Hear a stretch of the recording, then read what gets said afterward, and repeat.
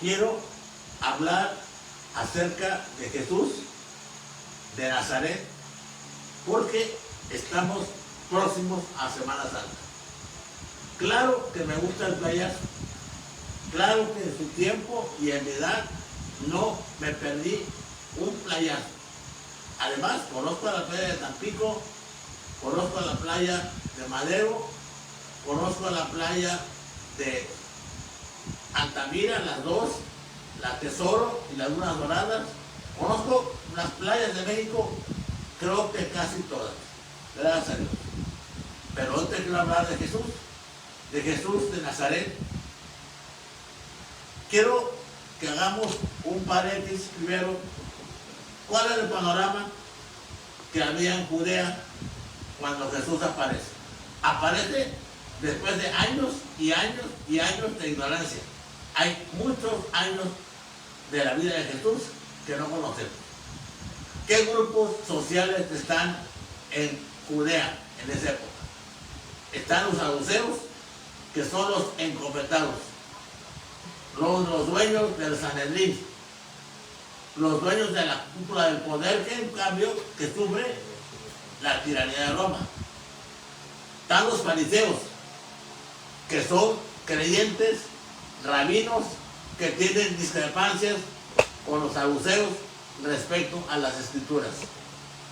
Están los celotas, que son radicales, violentos, que en un tiempo han acosado a romanos y después a judíos ricos. Y están los esenios, radicales, que están aislados, separados de todos, en las cuevas del Mar Muerto, donde ellos serán los autores, cuidadores de los llamados rollos del Mar Muerto. Algunos creen que en esta comunidad de Esenia, autárquica, autosuficiente, estuvo Juan Bautista y tal vez Jesús. Hablo de los años que no sabemos qué pasó con Jesús. Estos rollos del Mar Muerto crean un tipo de relatos místicos previos y en torno al Antiguo Testamento, y algunos evangelios que llamamos apócrifos, porque su mensaje es bastante endeble, bastante discutible. Los evangelios que llamamos gnósticos se encontraron en Nag Hammadi. Son evangelios muy profundos con un gran mensaje. Ya habrá forma de hablar de ellos. Quiero hablar y quiero que piensen en ese Jesús crucificado, en ese Jesús azotado, como algo primeramente inverosímil, increíble. Según el derecho romano, y di clases de derecho, de historia del derecho, durante mucho tiempo, el derecho romano, el que iba a ser crucificado no podía ser azotado. Y no podía ser azotado porque era bastante brutal el sacrificio de la cruz. Es más, era el más brutal de los sacrificios para un agente condenado. Los azotes, sin embargo, eran algo increíble también, terrible.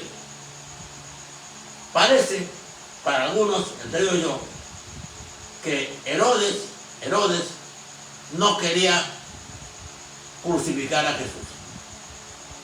Lo había interrogado. Por la respuesta que dio Jesús, muchos creemos que no entendió absolutamente nada de Herodes. Digo, sí, Herodes. Y que de una forma u otra ocurrió que no lo consideró demasiado peligroso. Lo vio ininteligible y pensó que bastaba con azotarlo. Esto le bastaba que no los lleve a confusión. Era un sacrificio terrible. Los romanos usaban un látigo llamado flagrum, que tenía a veces 3, a veces 7 y a veces 9 cuerdas, todas ellas con plomo en el final que hacían un daño terrible en la espalda. Jesús fue azotado toda la noche. No cenó, no había comido en ese día. Lo azotaron, creemos que dos hombres de estatura diferente, uno alto, otro bastante bajo. Los azotes eran técnicamente increíbles, buscaban no dañar órganos fundamentales para que durara el sacrificio el mayor tiempo posible. Creemos que le dieron más de 100 azotes durante toda la noche. Y decimos que es hombres de estatura distinta porque azotes, unos están dados en una altura, otros en otra altura de la espalda. Después de eso, Jesús sufrió muchas infamias. Fue escupido, fue golpeado con puñetazos, le fue arrancada parte de la barba y le fue puesta una terrible, espantosa, dolorosísima corona de espinas durísimas que le clavaron profundamente en su cabeza. Hay huellas de esas heridas. Después de todo eso, de ser insultado, de ser vapuleado, de ser golpeado, cargó el patíbulo. El patíbulo era el palo, el madero horizontal, así se llamaba, el patíbulo de la cruz. Lo cargó una trayectoria, una distancia bastante larga. El Gólgota, Cerro de la Calavera, el Calvario, Cerro de la Calavera, estaba bastante lejos del lugar donde los azotaron. No me queda claro, y menos en derecho romano, el canje por Barrabás. Barrabás era, según la historia, las crónicas, un celota venido a menos. Había dejado de atacar romanos y empezó a atacar hebreos ricos, y después de una fortuna mediana, y en fin, Barrabás estaba, a mi modo de ver, por su conducta, bastante desprestigiado dentro del pueblo hebreo. Pero además, parece que en ese punto en que hablan del supuesto canje, o Barrabás o Jesús, parece que esa costumbre ya no existía. Así que, cuando menos, este relato es discutible. ¿Quién acompañó a Jesús durante esta tortura? Durante esta cosa tan espantosa, tan terrible. La película que hicieron sobre los azotes de Jesús, nunca he podido verla completa porque he hecho llorar. En el fondo sigo siendo bastante místico, bastante, vamos a decirlo, sensible ante este tipo de cosas. ¿Quiénes lo siguieron? Como siempre, lo más valioso de la especie humana, las mujeres. No hay ni un solo hombre con él. Recuerden el relato bíblico. Pedro, el supuestamente más cercano, la piedra sobre la que picaría la iglesia, lo niega 3 veces. Pero está su madre, está María Madre. Otra María importantísima, tal vez el apóstol de todos, María de Magdala o María Magdalena. Están 2 Marías más, María Marta y María Cleofas, hermanas de Lázaro, las que le reclamaron cuando fue que hubiera llegado antes y su hermano se hubiera salvado. No obstante, lo resucitó. Supuestamente, los estudios más cercanos hablan de que Lázaro no está porque tal vez fue muerto, porque era un milagro que comprometía a los fariseos y a los saduceos porque hablaba de la credibilidad de Jesús y era el milagro más importante de él. Pero ahí estaban, repito, María Madre, nunca la abandona. María Magdalena, María de Magdala, María Marta y María Cleofas.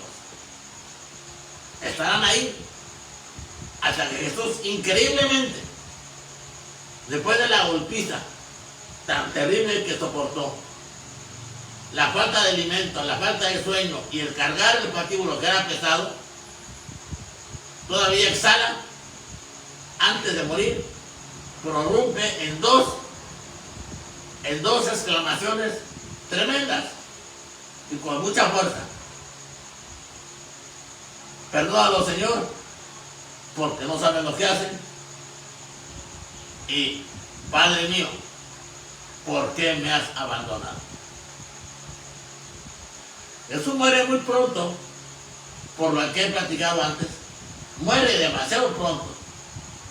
Y José de Arimatea, un hebreo rico del Sanedrín, y Nicodemo, otro hebreo rico del Sanedrín, van ante Pilato y le piden su cuerpo. Han comprado una sábana que será casi el tema fundamental de esta plática. La sábana santa que está en Turín y que yo sí creo en ella. Me sigue llamando para decirme que la prueba del carbono 14 que hicieron demostró que la sábana santa tenía una antigüedad cercana a la Edad Media. O sea, que era una superchería de la Iglesia Católica. Absurdo. Si es una superchería, ¿por qué han dejado el Vaticano siempre a la NASA y a quien sea a que haga las pruebas que quiera sobre ese artículo, sobre la sábana santa? La prueba del carbono 14 no es real, no es exacta, ni puede serlo. Esa sábana en la que envolvieron a Jesús cuando lo bajaron de la cruz, esa sábana en la que fue envuelto y llevado a una tumba nueva, él la estrenó, una tumba de José de Arimatea. Esa sábana santa que vio María de Magdala fue la primera que fue a la tumba al día siguiente y que vio la enorme piedra que habían puesto para cerrarla, estaba movida. Y vio, no estaba el maestro, vio una tela ahí desplomada en el suelo. Era la sábana santa, la que había comprado José de Arimatea, en la que quedó impregnado, imantado, pegado el cuerpo de Jesús con los detalles de todo su martirio, de todo su sufrimiento, de todos los azotes y las injurias que le hicieron. Ahí están los golpes en la espalda, ahí están los golpes en la cara, ahí están los efectos de la corona de espinas que le clavaron profundamente en su cabeza. Ahí está todo. Ahí está todo. Este ser maravilloso, que no puedo explicar, me faltan palabras para hacerlo, se levantó para irse y ahí se despegó de este lugar. Y se fue al lugar de donde venía, de donde llegó, porque lo mandaron y por cuenta propia. Y eso quedó grabado y está grabado, y la legitimidad no la da el carbono 14, la da la pandinología, los estudios del polen. Eso es lo más científico que hay. Esa sábana en Turín tiene polen de varias etapas, según el lugar donde pasó. Esta sábana pasó de Jerusalén a Edesa, de esa Constantinopla, y de ahí a 2 lugares más que ahorita no recuerdo, perdónenme. En uno de esos lugares hubo un incendio. Y el incendio alteró la prueba del carbono 14. Pero el polen demostró que tiene polen según estuvo en diferentes etapas, en diferentes lugares, pero sobre todo tiene residuos de polen que ya no existen, que ya dejó de existir, pero que existía en Jerusalén en la época que este hombre fue crucificado y martirizado. El detalle de la lanzada, de la lanza de Longinos en el costado, es otra historia. A los crucificados, que duraban mucho tiempo, 2, 3, 4, 5 días, ya expliqué por qué duró tan poco, les hacían lo que se llamaba el crucifragio. Un soldado romano iba con una lanza y la metía en el costado calculando llegarle al corazón. Y si veía que esta le vivía, como ya había fluido demasiado, otro soldado romano con una leño, con una pieza de madera, le rompía la tibia y el peroné para que yo no hiciera defensa y cayera a plomo el cuerpo, y entonces el jalón de los brazos apretara las costillas y lo asfixiara en cuestión de minutos. Ya aclaré también en la otra vez que los clavos no se ponen en las manos, se ponen entre las articulaciones y el canal que llamamos en medicina canal del pulso. Si no, se desgarrarían y se caería el cuerpo. Esto es, quiero que lo tengan muy presente. Esto fue un sacrificio tremendo, terrible, bárbaro, que hizo Jesús por este mundo, por nosotros, por ustedes, por todos. Piénselo, por favor, cuando estén en la playa o en las playas de este maravilloso, maravilloso país que tenemos y que se llama México. Dios bendiga a todos. En un rato voy a hablar, porque también me han estado llamando que por qué caigo en misticismos. Quiero demostrarles que es más místico el que cree en la teoría del Big Bang que en la teoría de Santo Tomás de Aquino, que nos explica en las 5 razones para la existencia de Dios cuál es la verdad sobre el mundo que tenemos. Dios bendiga a todos y a todas, que estén bien.